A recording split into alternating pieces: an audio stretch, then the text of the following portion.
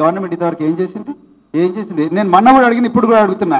కేసీఆర్ గారు, మీరు మా ఫోన్ లాక్ చేస్తున్నారు, మీరు మా CDRs అనలైజ్ చేస్తున్నారు. అందరు ప్రతిపక్ష నాయకులు, ఇక్కడ కూర్చున్న జర్నలిస్టులు, మీ దగ్గర పనిచేసే అధికారులు, ఎవరెవరు మీకు అనుమానం ఉన్న ప్రతి ఒక్కరిని కూడా మీరు రకరకాల ఏజెన్సీలు పెట్టి, ఆ ఏజెన్సీలను పెట్టి ఇజ్రాయెల్ నుంచి అనాలిసిస్ సాఫ్ట్వేర్ తీసుకొచ్చి, పెగాసస్ తీసుకొచ్చి, ఇన్ని సాఫ్ట్వేర్లు తీసుకొచ్చి అనలైజ్ చేస్తున్నారు కదా.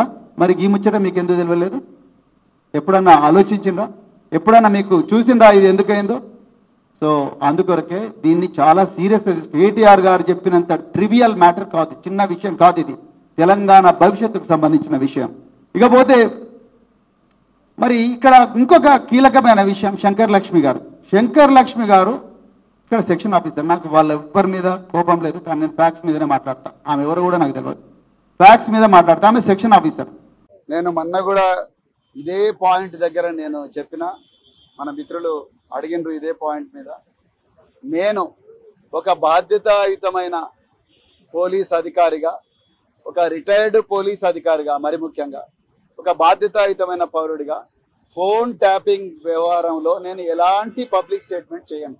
ఎందుకంటే ఇది ఫోన్ ట్యాపింగ్ అనేది దేశ భద్రతకు సంబంధించిన విషయం. ఒకవేళ ఎవరైనా ఈ ఫోన్ ట్యాపింగ్లో తప్పులు, అంటే ఫోన్ ట్యాపింగ్ అనే టెక్నాలజీని కానీ ఆ ప్రొసీజర్ని కానీ వాడుకొని మరి వాళ్ళ స్వార్థ ప్రయోజనాల కోసం వాడుకొని ఉంటే వాళ్ళు తప్పకుండా చట్టపరంగా శిక్షార్హులే. అంతే తప్ప నేను ఒక బాధ్యత గల ఒక సీనియర్ రిటైర్డ్ పోలీస్ అధికారిగా, అదేవిధంగా ఒక బాధ్యతాయుతమైన రాజకీయ నాయకుడిగా నేను దేశ భద్రతకు సంబంధించిన ఈ వ్యవహారంలో ఎలాంటి కామెంట్ చేయాలని అనుకోవడం లేదు. ఒకవేళ ఎవరైనా తప్పు చేసినట్టే తప్పకుండా వాళ్ళను చట్ట ప్రకారంగా శిక్షించాలి, బరాబర్ శిక్షించాలి. అట్ ది సేమ్ టైం దీన్ని రాజకీయ ప్రయోజనాల కోసం వాడుకోకండి. నేను మళ్ళీ రిపీట్ చేస్తున్నా, రాజకీయ ప్రయోజనాలకు వాడుకోకండి. దేశ భద్రతకు సంబంధించిన విషయం.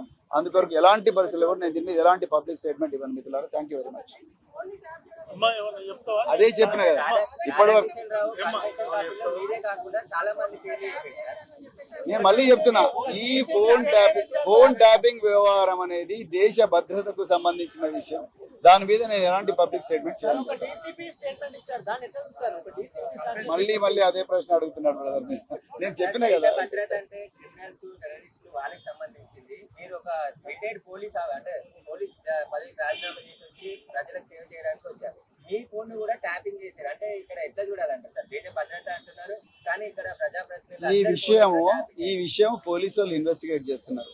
ఆ విషయం వాళ్ళకే వదిలేస్తాను నేను. కానీ దీని మీద నేను ఎలాంటి కామెంట్ కూడా చేయను. అదే కేసీఆర్ గారు ప్రజలను నమ్ముకొనే మరి ప్రజల గొంతుకై తెలంగాణ తీసుకొచ్చిండ్రు.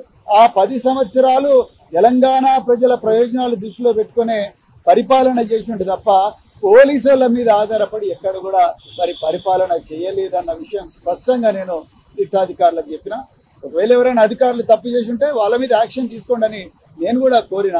కానీ దీన్ని రాజకీయాలకు ముడిపెట్టకండి.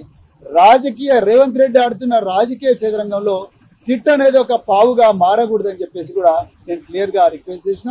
అదేవిధంగా మళ్ళొకసారి చెప్తున్నా, రేవంత్ రెడ్డి విచ్చలవిడిగా డార్క్ వెబ్లో అత్యంత అధునాతనమైన టూల్స్ కొన్ని తీసుకొని వాటిని వాడి తన ఓన్ మంత్రుల ఫోన్లు ట్యాప్ చేస్తూ ఉన్నారు. దాని మీద పూర్తి స్థాయిలో ఎంక్వైరీ జరగాలని కూడా ఈరోజు నేను సిట్ అధికారులను కోరడం జరిగింది.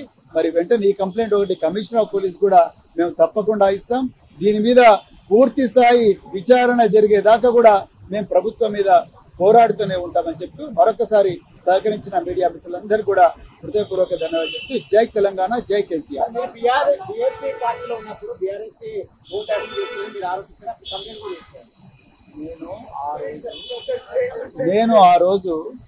నేను నా phone state sponsored hackers tap చేస్తున్నారు అని చెప్పి నాకు యాపిల్ నుంచి మెసేజ్ వస్తే ఆ యాపిల్ నుంచి వచ్చిన మెసేజ్ ఆధారంగానే నేను నాటి కమిషనర్ ఆఫ్ పోలీస్ గారికి నేను కంప్లైంట్ ఇవ్వడం జరిగింది.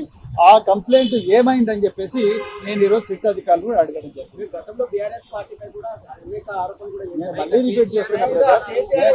నేను మళ్ళీ రిపీట్ చేస్తున్నా, నేను యాపిల్ నుంచి వచ్చిన మెసేజ్ను కమిషనర్ ఆఫ్ పోలీస్ గారికి ఇచ్చిన, అంతకుమించి నేను ఎక్కడ కూడా ఏమీ చేయలేదని క్లియర్గా చెప్తాను.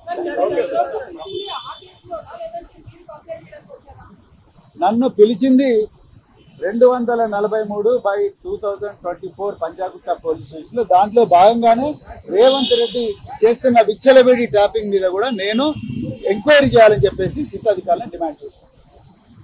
Thank you very much.